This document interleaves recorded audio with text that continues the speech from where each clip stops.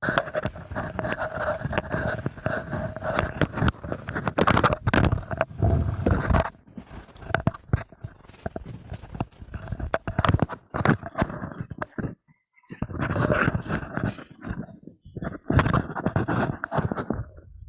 everybody online hear me? Great, thank you.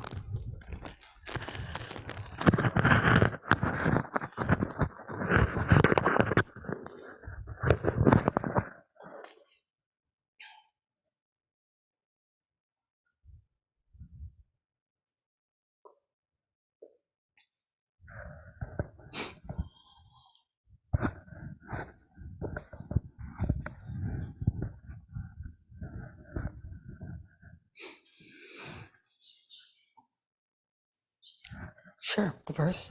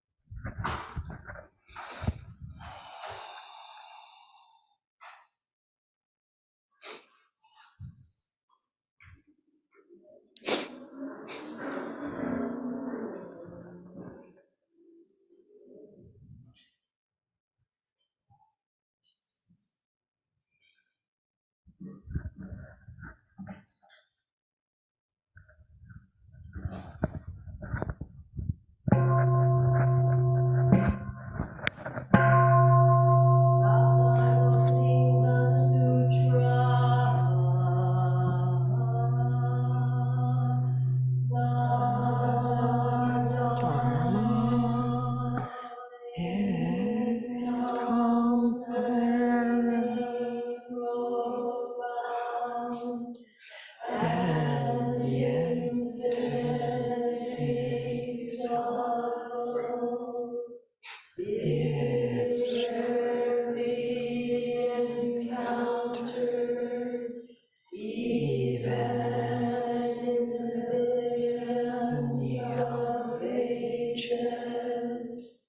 Thou see it, hear it, receive and maintain it. May we humbly realize the Tathagata's truth.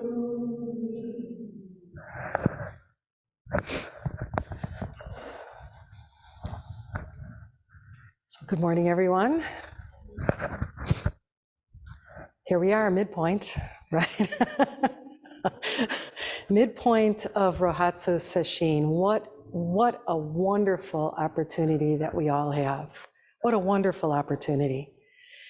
You know, as Roshi said yesterday in his wonderful, deeply heartfelt and inspiring talk, you know, we're celebrating Buddha's enlightenment. We're commemorating Buddha's gift to us.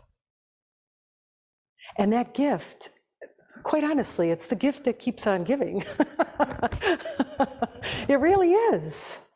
How many teachers have brought it forth?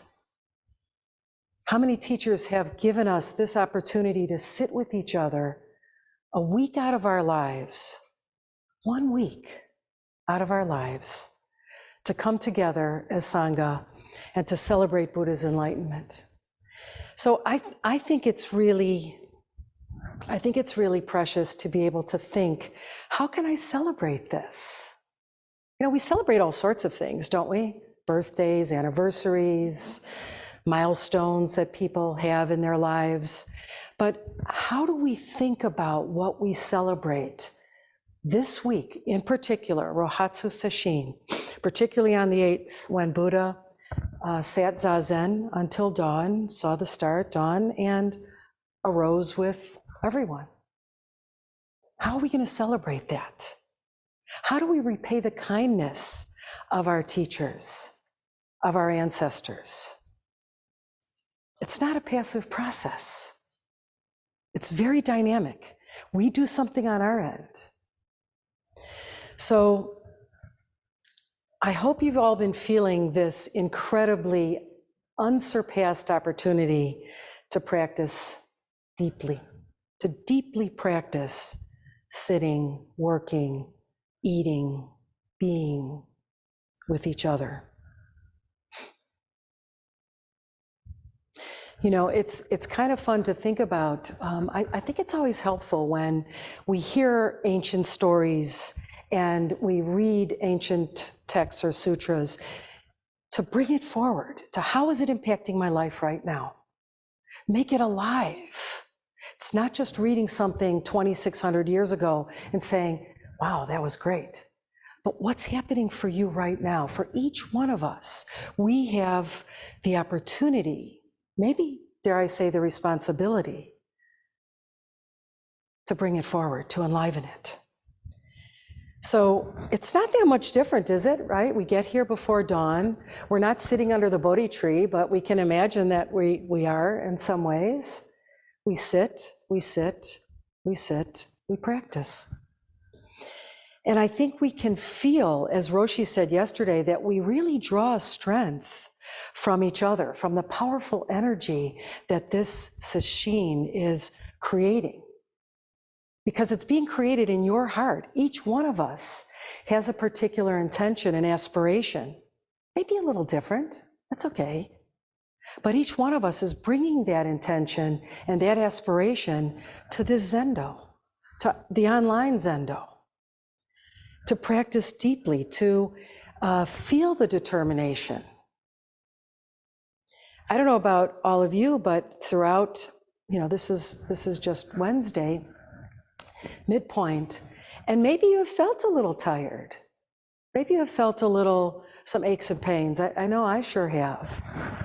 But I think one of the things that we can think about is, how do I draw from this beautiful, loving, compassionate Sangha and connect with others? We're not just sitting alone, we're sitting together in this beautiful Zendo, practicing what Buddha brought forward to us as the supreme way to attain awakening.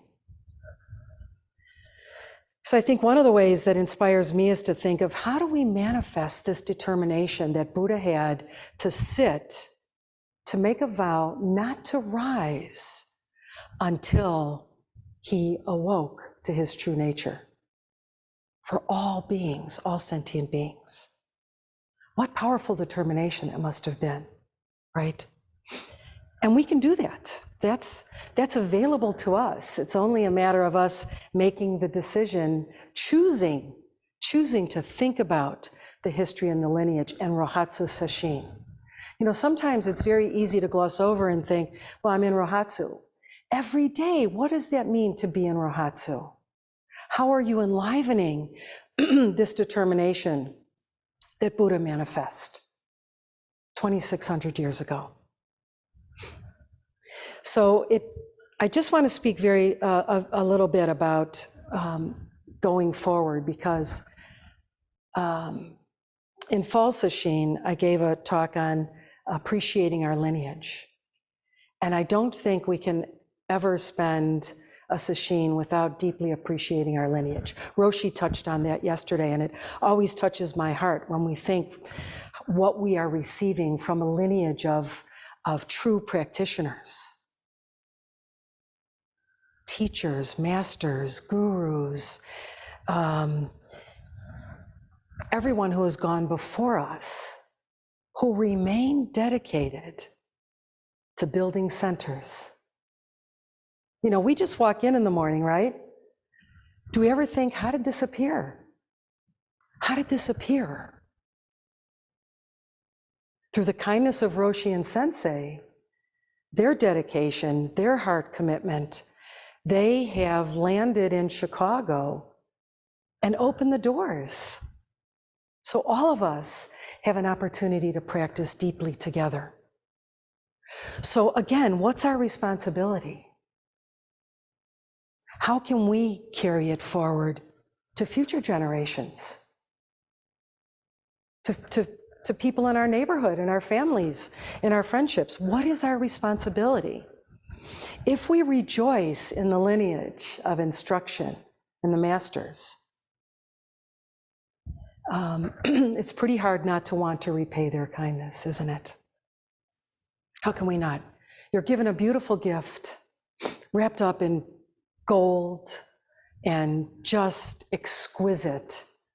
How can we not feel our heart move open towards appreciating and repaying this profound kindness? We don't have to start giving gifts to everyone. The gift is the gift of our practice. Wholeheartedly sitting as best we can. Of course, we're going to have all sorts of fluctuations and variations in our effort, in our motivation, in our determination, in our experience. Doesn't matter. What matters is wholeheartedly we sit down each and every time and have the wish to repay the kindness of our ancestors. Whether you're a part of this tradition or not, we can repay the kindness of people that have shown us a kindness. So it doesn't have to be that you are a Buddhist necessarily, a Zen Buddhist. You can be from any sort of walk of life, any sort of religious path, and still appreciate what you are being given, what is being shared with all of us. So, you know, I kind of think of, and I'll reveal this, and I hope it doesn't embarrass Roshi or Sensei, but I kind of think of Roshi and Sensei as our everyday heroes. They're working, they're walking around, they're showing us their aspect of how much they love the Dharma, right? They're giving us a form to practice that is allowing us to appreciate our life right here and now. With all the imperfections, with all the difficulties, with all the annoyances, we don't have to get rid of that stuff. We simply embrace it, open to it, listen to it, reflect on it. So this is what it means to bring the lineage forward. To look at the acts of kindness, maybe small acts, that have been shown to you this week so far. Tenzo upstairs, missing a lot of the sesshin to cook the most amazing meals. You can feel that kindness and that love. Junmei said to me just before we sat that there's something about eating a vegan organic meal when it's coming from the heart of kindness. And it's coming from someone who is truly serving others. You can feel that. You can feel that with Roshi and Sensei, with our Sangha. So it doesn't have to be flashy. It doesn't have to be grandiose. We can be very much inspired by the small acts of kindness, the warmth that is shown on each other's faces, on Roshi and Sensei's. You know, I always think, gosh, they were in Hawaii and they came to Chicago. Holy cow, is that a kindness or what? Wow. So I'm going to spend a little bit of time this morning appreciating the kindness of one of our lineage ancestors, Taizan Maizumi Roshi. And if you haven't had time to stand in front of the founder's altar in the community room, stand in front of the founder's altar. This is what we can do to enliven the Dharma and the practice. Don't just busily go around and get set in a routine. Shake things up for yourself. Appreciate the lineage and the ancestors. Stand in front of the founder's altar. If you're not quite sure who everybody is up there, ask.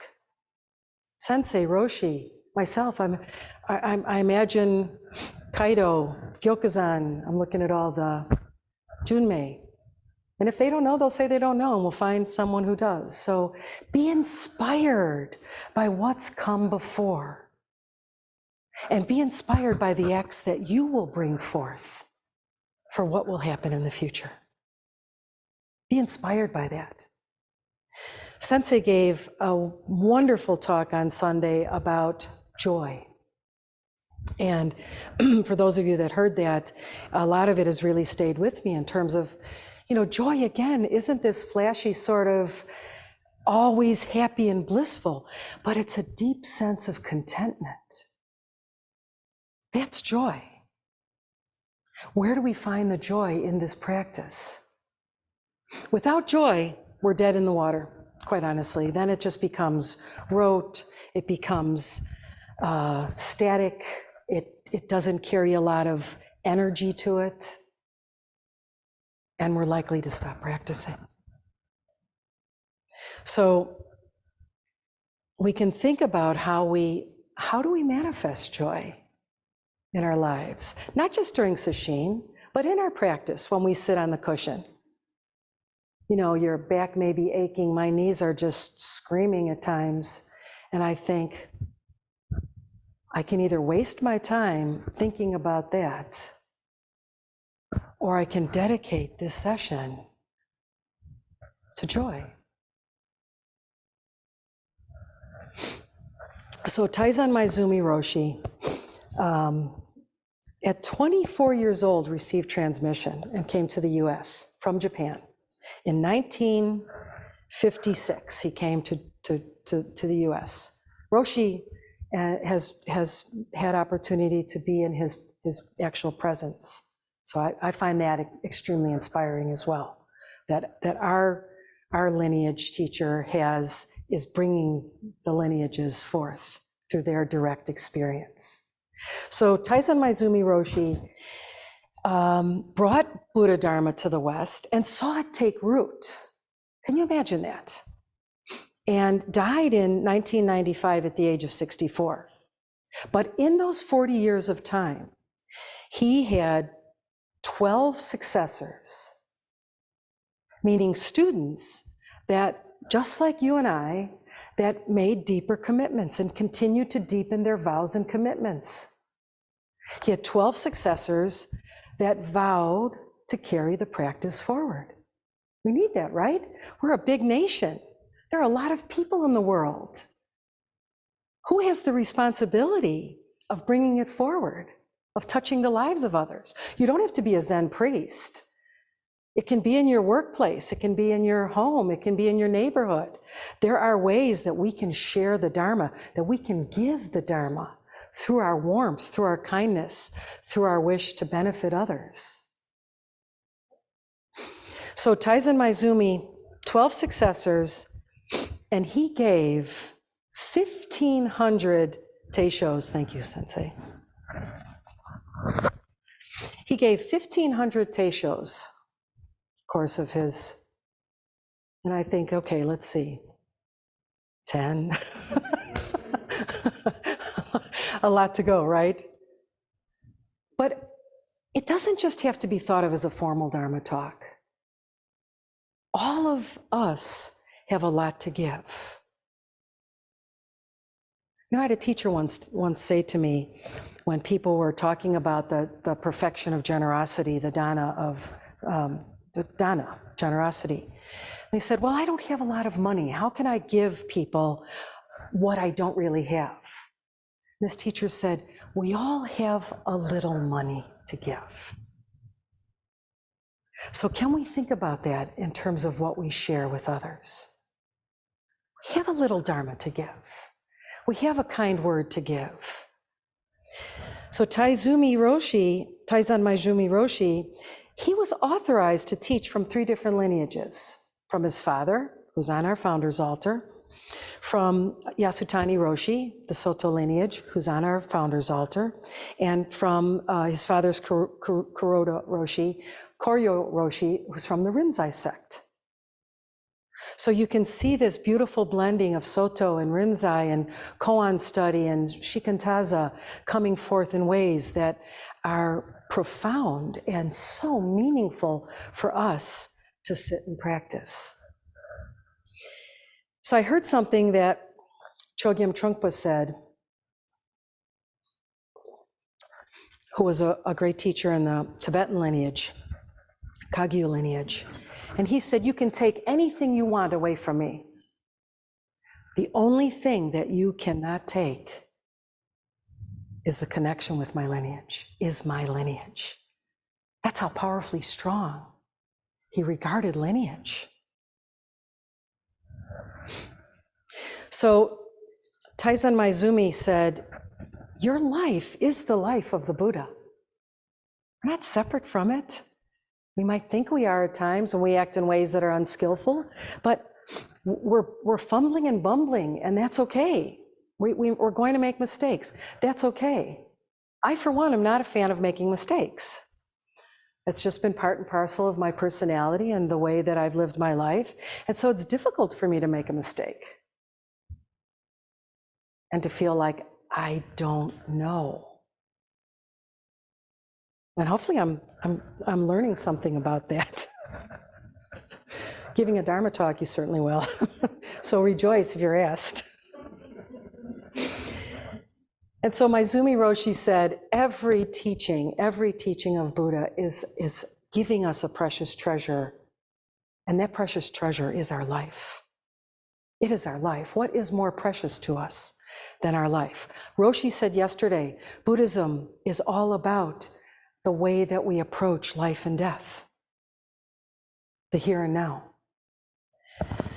So we're practicing, aren't we, to close the gap between what we think our life should be and what it actually is. You know, one of the things that Maizumi Roshi said, if you haven't read this book, Appreciate Your Life, please, order it, pick it up, read it. It's just a phenomenal book. If you have read it, reread it. I don't know how many times I've read it, but every time I think, oh my goodness, how did I miss that the last time? So he's saying it's not that we're devaluing thinking, but we want to try to get really clear about what we think something is and how it actually exists in reality. Because we have a disconnect with that, don't we? We're imputing and projecting our thoughts and our opinions and our assumptions and our prejudices and our stereotypes on everything. And what this practice is allowing us to do is to close the gap between what we think is real and what is actually true nature. So what blocks us from sitting and realizing this subtle mind of nirvana? Maizumi Roshi talks a lot about we're trying to actualize the true Dharma I, the subtle mind of nirvana or peacefulness. And what blocks us? Roshi gave a tremendous description yesterday when he said ignorance. And it was one of the first times that I've heard it described as ignoring reality. That's phenomenal. We don't think we ignore reality, do we? When we go out and it's cold, it's a hard time, getting the car door open. We don't think that there might be something a bit to be considered about what we see as a concrete, stable sense of self and other. So all of our teachers, all of the teachings are helping us move past the blockages, move past the ways that we just continually get stuck. It's kind of like winter.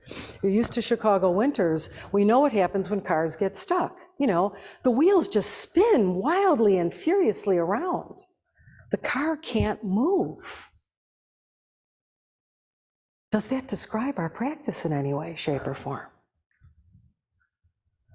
Or our mental thoughts?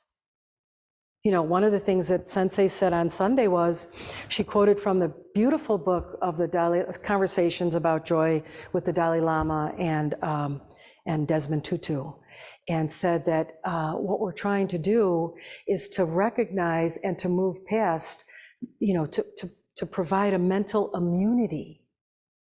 Because right now, our thoughts, we're not immune from anger, from rage, from violence, from jealousy, from aggression, from envy.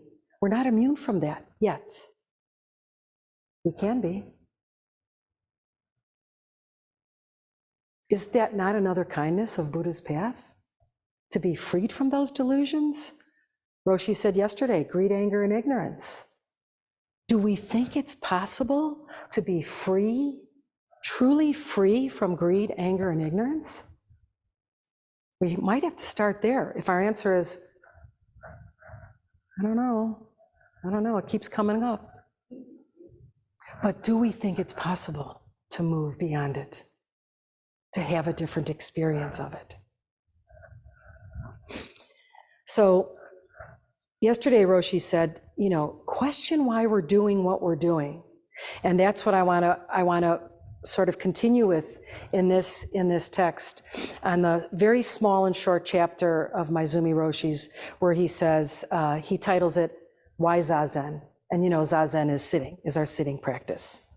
And Roshi yesterday said, question why we're doing this. Really look at your motivation, look at your intention, look at your aspiration. And again, it doesn't have to be the aspiration of, I want to be a Zen priest. That's one form it might take.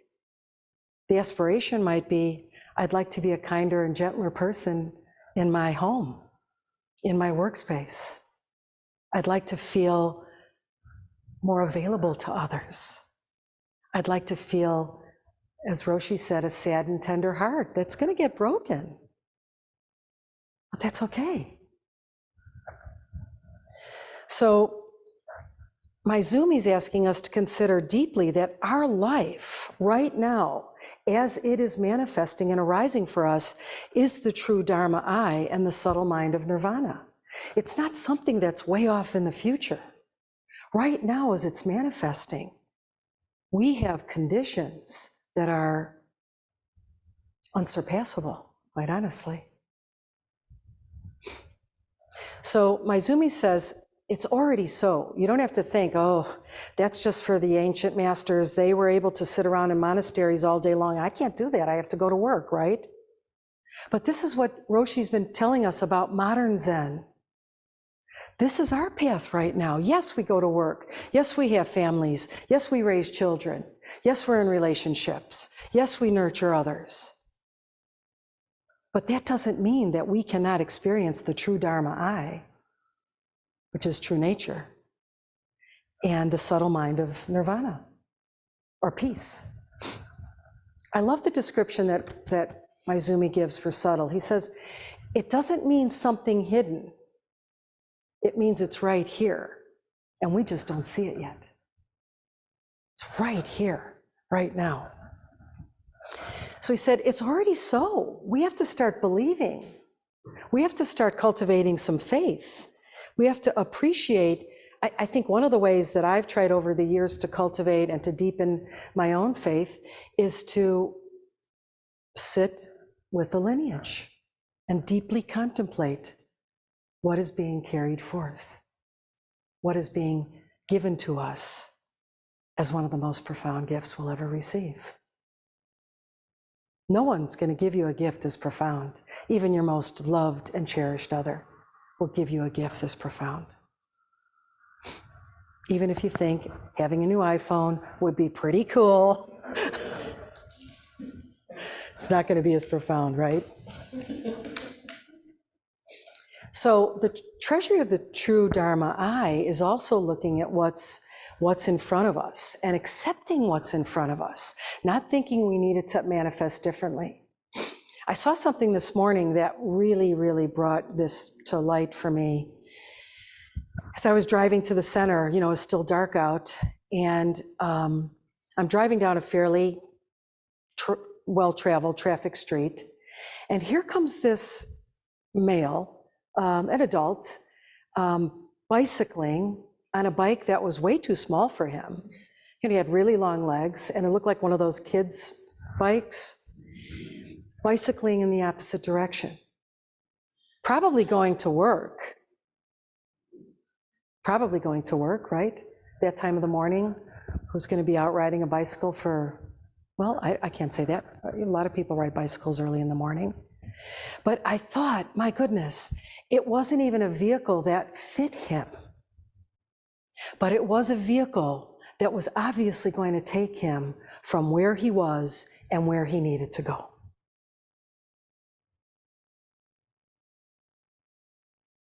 We're on that vehicle, folks. It's the vehicle of the Mahayana school of Buddhism. It's the vehicle of the Mahayana, which is we're doing this so that we can benefit others. And we'll benefit as well, but the motivation is a little different. So maybe the vehicle doesn't always fit. Maybe the cushion feels a little hard this morning. Have you ever had that experience where you feel like, what happened to my seat? It feels different. You know, it's somebody lining with rocks instead of, buckwheat. No, we accept the vehicle as it's arising and we work with it, we reflect on it. So, why Zazen? This blew me away. Dogen Zenji asked 18 questions about Zazen in the Shobogenzo. And in this chapter in Maizumi Roshi elucidates the first 3, okay? So why Zazen? The first question is, we have now heard that the merit of Zazen is lofty and great. But an ignorant person may be doubtful and say, there are many gates for Buddha Dharma. Why do you recommend Zazen exclusively? The answer, because this is the front gate for the Buddha Dharma. The front gate. So, we have to think about this because maybe we think, well, I study, I've got a lot of books, and I read, that's good, right? Or I chant sutras, I recite mantras, I come to service, that's okay, right? That's another cause for attainment. But Dogen Zenji is saying, sitting Zazen is the front gate, not a gate, the front gate. So he's challenging us, Maizumi Roshi is challenging us that, we may have doubts. We may think, well, there's a lot of gates. We chant that in our 4 vows at night. May I open them? Dharma gates are boundless. May I open them? So we get the idea. A lot of ways that we can enter into attaining the way, the path. But here our teachers, our spiritual ancestors are saying, Zazen is the front gate to Buddha Dharma. Not that everything else isn't meaningful and important and can support our practice, but Zazen is the front gate.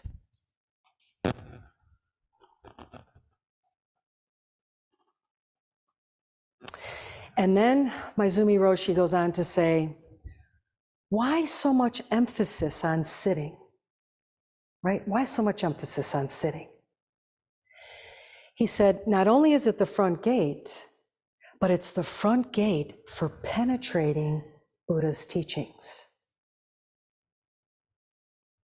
What's it like when you're trying to deeply contemplate a teaching and you're driving in the car, you've got background music, or you've got distractions, maybe your dog's in the back, jumping back and forth between one window to the next, or kids are screaming.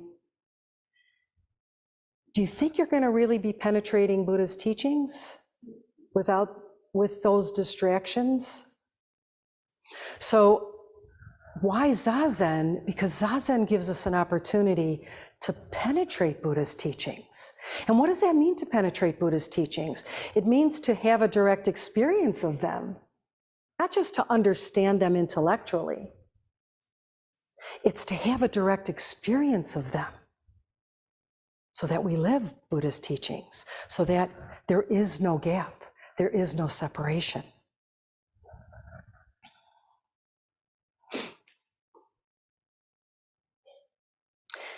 So this, I want to read this because this is something that Maizumi Roshi quoted from Dogen Zenji, where he said, so the first question was, why do you recommend Zazen exclusively? He said, because it's the front gate. Second question is, well, why do you regard Zazen alone as the front gate? And Dogen Zenji says, the great master Shakyamuni correctly transmitted this splendid method of training in the way. The Tathagatas of past, future, and present all attained the way by doing Zazen. For this reason, it has been transmitted as the front gate. Not only that, but all ancestors in India and China have attained the way by doing Zazen. And Dogen Zenji said, thus I now teach this front gate to human beings and gods, devas. So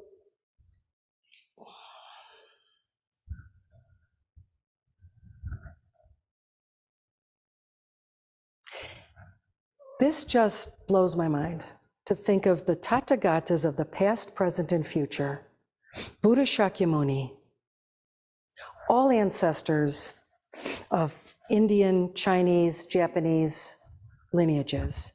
And how many do you think that comprises? A couple thousand? More so? I don't know. I don't have the answer for that. They attain the way by sitting Zazen. Are we really going to be different by doing something different? So we can be inspired by this. 2,600 years of practice of sitting Zazen have yielded ancestors and masters that have attained the way. And you might say, well, I'm not particularly interested in attaining the way. I wanted a week off work. It's up to you. Your choice. Nobody's forcing you to attain the way, really. So I think it's sometimes fun to think about what we choose. Because we can certainly choose to continue to follow our deluded ways of mind, of thinking, of speaking, of being. You know, the way that shows anger, that shows jealousy, that gets all spun out when someone insults you. You can choose to keep following that way. Does it work for you? Does it create the joy that Sensei was talking about on Sunday? Does it bring you a deep contentment, a lasting peace, an open heart? Do you feel like you're going into the world like this rather than like this? So you can choose, of course you can choose. It's all about choice. But the lineage is showing us there is another way. If you want to follow your delusions that perpetuate suffering, okay, you can do that. But there's also a different way to do it. And that's what we've been doing all week. Sitting Zazen and letting arise what arises. As Roshi said yesterday, lots of things are going to arise. Let them arise. We're aware. As long as we don't turn it into a solid narrative and start really picking that apart, thoughts come, thoughts go. You know, Shunryu Suzuki said, you know, it's keep the front and the back door open. Don't invite them in for tea, right? Keep the front and the back door open. I know I screwed up that quote, so someone can help me on that. I can't do it verbatim, so that's how it is. So Maizumi says, so what does the way mean? Let's be clear about what we're trying to do, right? Let's be clear. What is the way? He said, it could also be translated as enlightenment or to enlighten. It means to gain the way, to realize the way. But Maizumi Roshi says, from Zazen, the way emerges. So we don't have to go anywhere special. We don't have to read anything different. From Zazen, the way emerges. Enlightenment, enlightened actions. However you think about that. And attainment is the natural function of Zazen. These are not my words. These are Maizumi Roshi's words. So you do not have to believe anything that I'm saying, but it's certainly coming from an accomplished teacher, master, lineage holder. So from Zazen, take that in for a minute. From Zazen, the way emerges. So when we're sitting,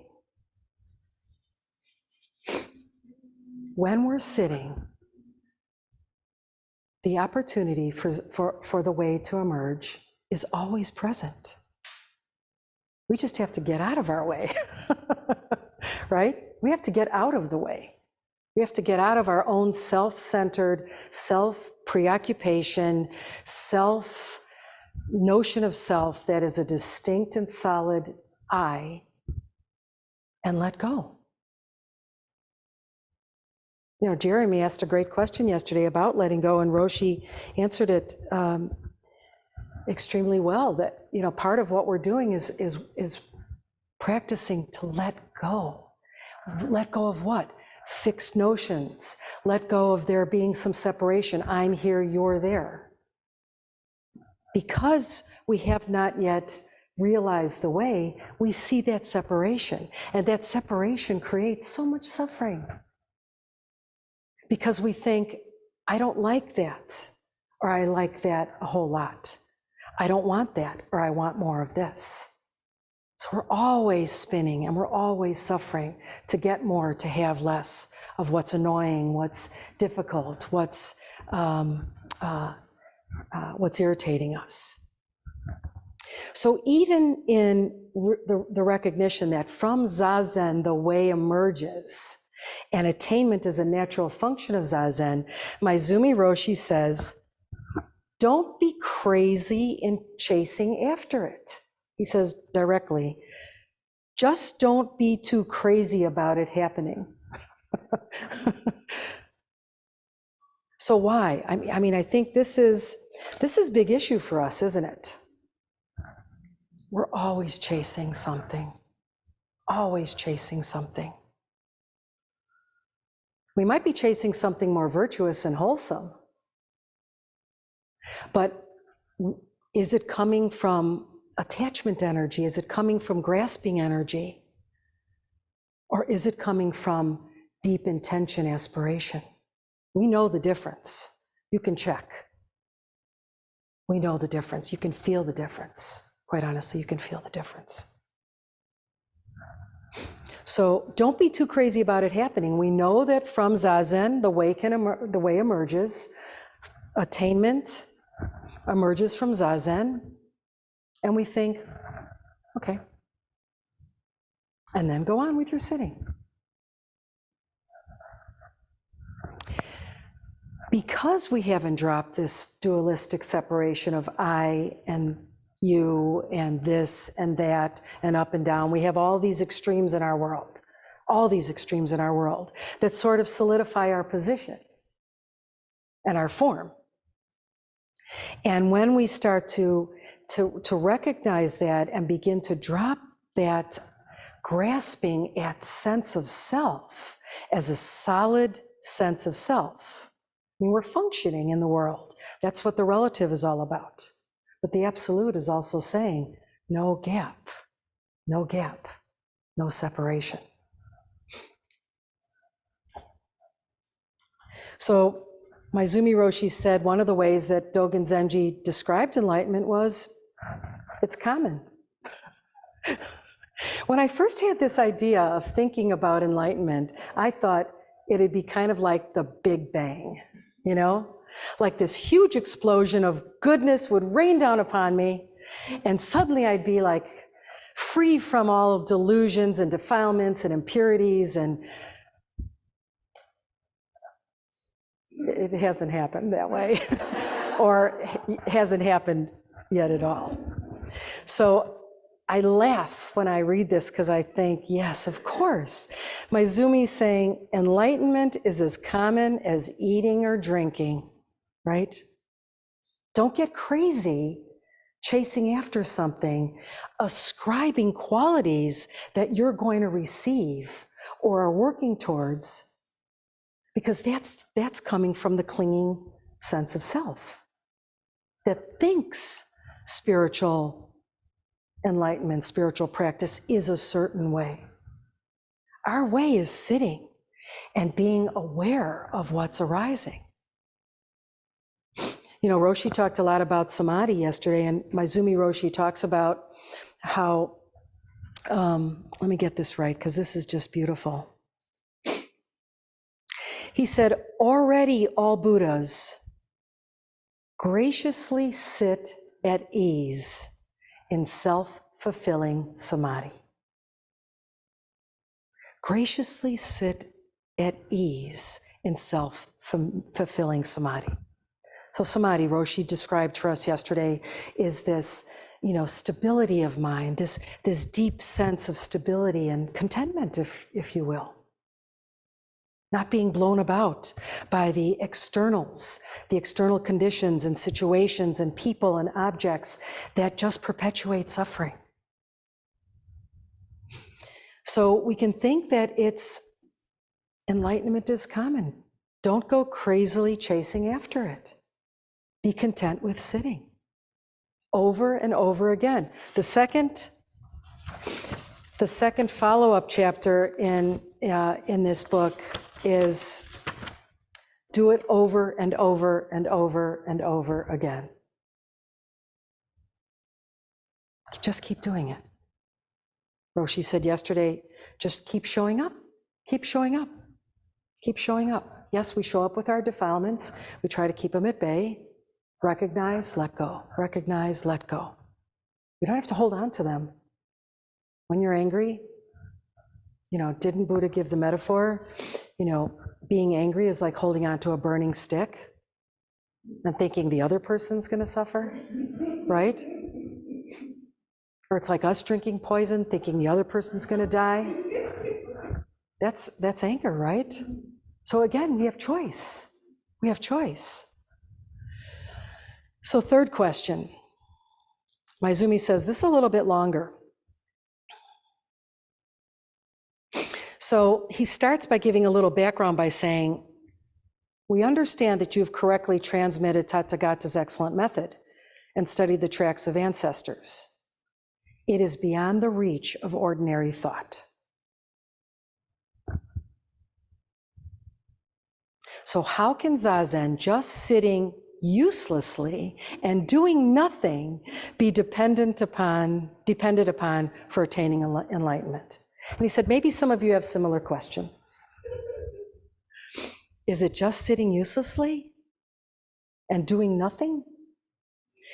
Dogen Zenji's answer says, if you think that the samadhi of all Buddhas, their unsurpassable great method, is just sitting uselessly and doing nothing, you'll be one who slanders the great vehicle. The Mahayana is the great vehicle. Your delusion will be deep, like saying that there is no water when you're in the middle of a great ocean. And he goes on to say, all Buddhas graciously sit at ease in self-fulfilling samadhi.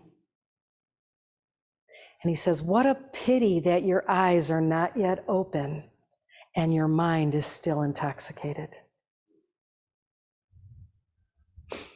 So again, Maizumi is reminding us that the realm of all Buddhas is inconceivable. It cannot be reached by ordinary consciousness.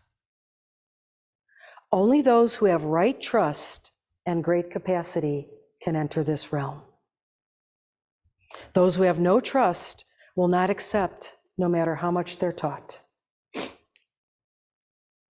And one of my favorite images, he goes on to say, even at the assembly of Vulture Peak, and this is the place, I might be wrong, so I think it was also called Rajagriha Mountain, Roshi? Rajagriha? But this is where Buddha delivered the Lotus Sutra on Vulture Peak. And he said, at one point said, you can leave if you wish.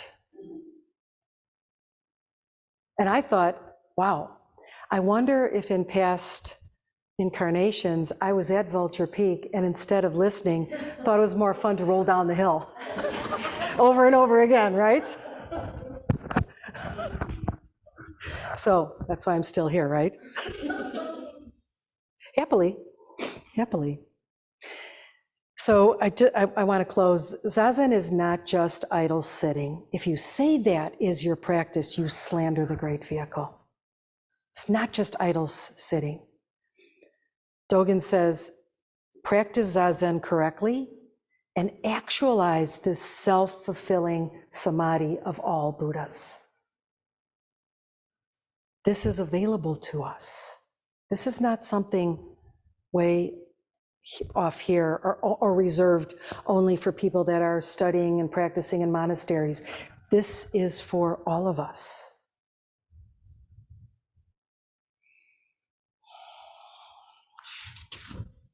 I could just go on and on and on.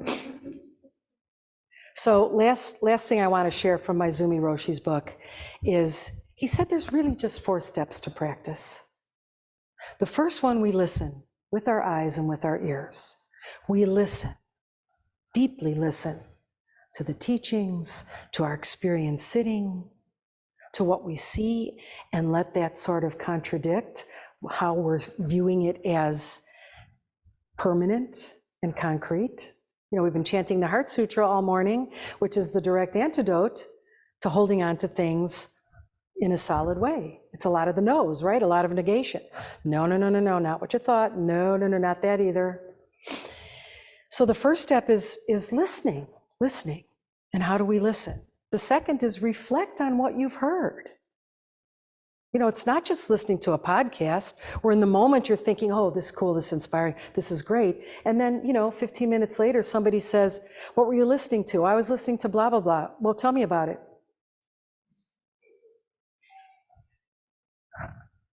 I don't know. So the second practice is reflect on what you're hearing, what you're studying, what you're practicing. And if it sounds true to you, then you'll move into the third stage, which is practice. You'll work with the teachings.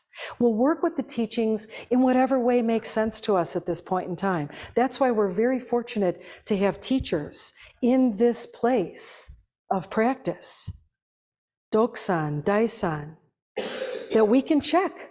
We can check. Practicing, we're working with the teachings. We can verify it. Until fourth, we verify the practice through our own direct experience. It's got to come through our direct experience, doesn't it?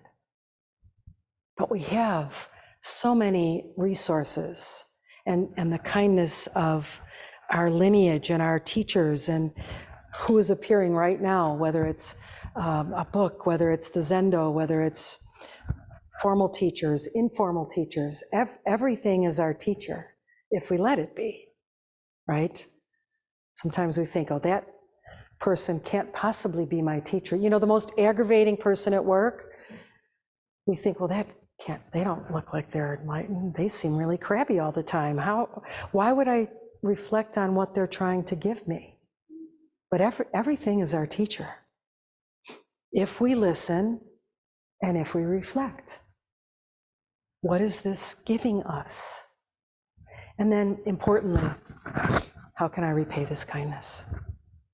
So thank you all for your practice. I have to admit, sitting back, preparing for teaching, listening and watching all of you work, I have secretly been rejoicing. I haven't been joining you in that, but I'm secretly rejoicing at the generosity and the love and the compassion and the amazing job you're all doing. The Zendo, everything looks so phenomenal. And I thank you all for your kindnesses and your generosity. Thank you. So we still have about 5, 6, 7 minutes. Questions, comments? Yeah, I noticed you've talked a long time, so you don't leave much room for anyone to challenge you with questions. Just wait till Sunday. Oops, busted. Not on Sunday. I know. Yikes. I should. Sorry about that. Sorry. Good.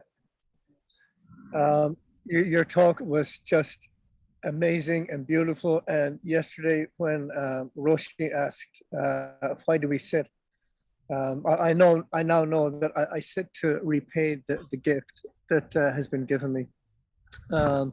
A couple of things that stood out for me really a lot was I've been reading a book over the last few days. I don't know how many times I've read it, the 4th or 5th time by Thich Nhat Hanh. It's called Zen Keys.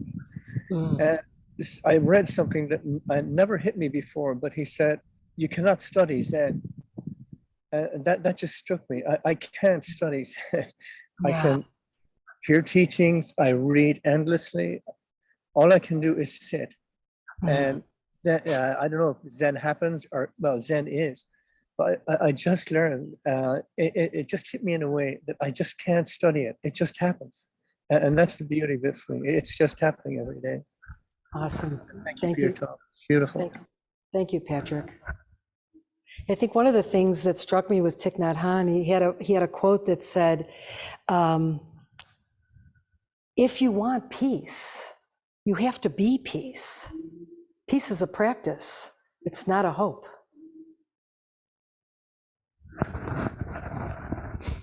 Any other thoughts, comments? Myogetsu?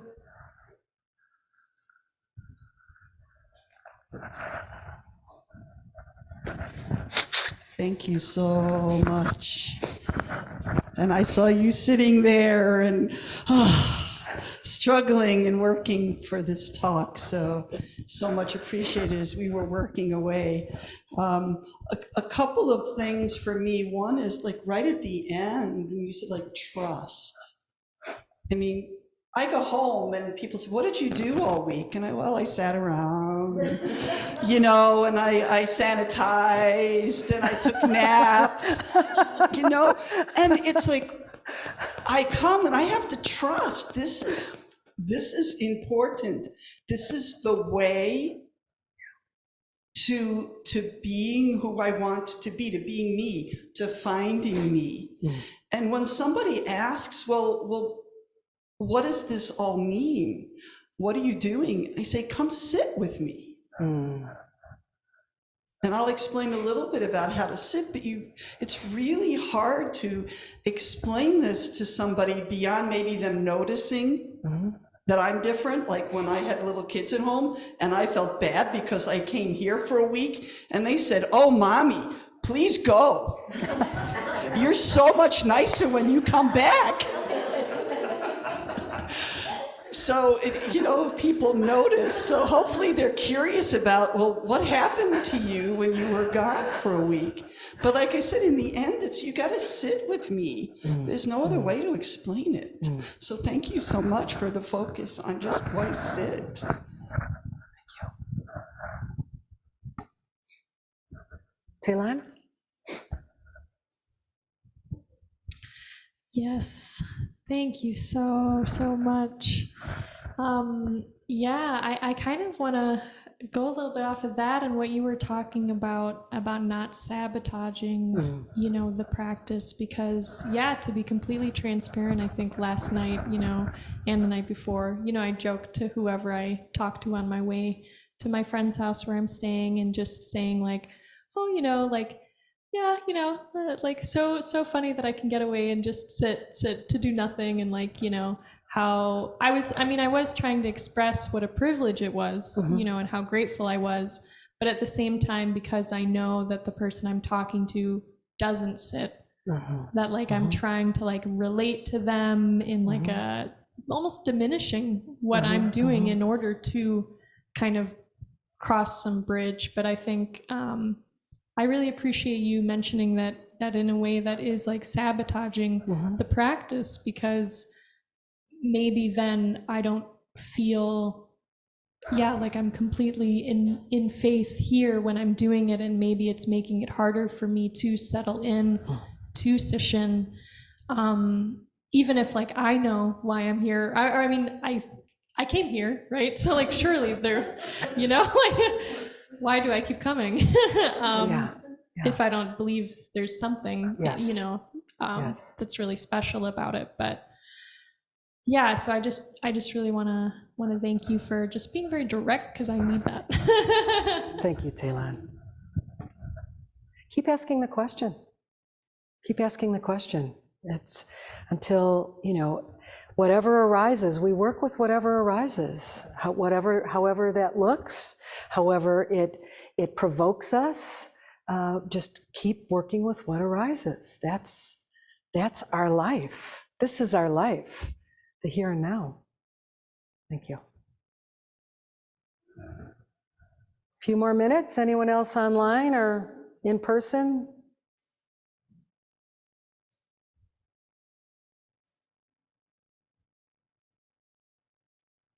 Such a beautiful talk, Myogetsu. Thank you so much.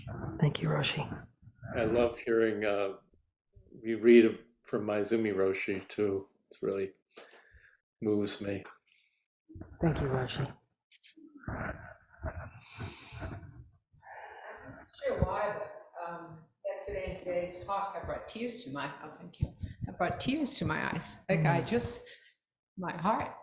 Yes, yes, Carol. The way emerges from Zazen. It's just something that is so powerful to break open my heart. Thank you.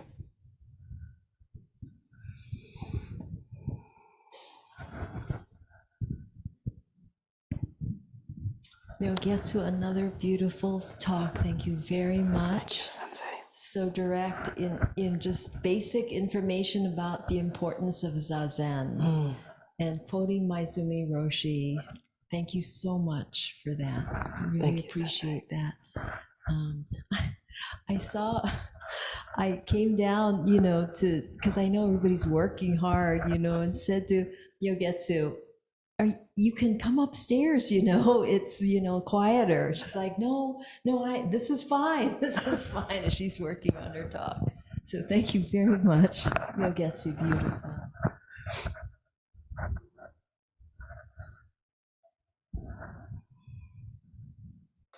Okay, if there's nothing else, then in person, we're about to have another amazing meal by our Tenzo. Those of you online will be thinking about you and hope that your lunch is just as delicious. Thank you, everyone.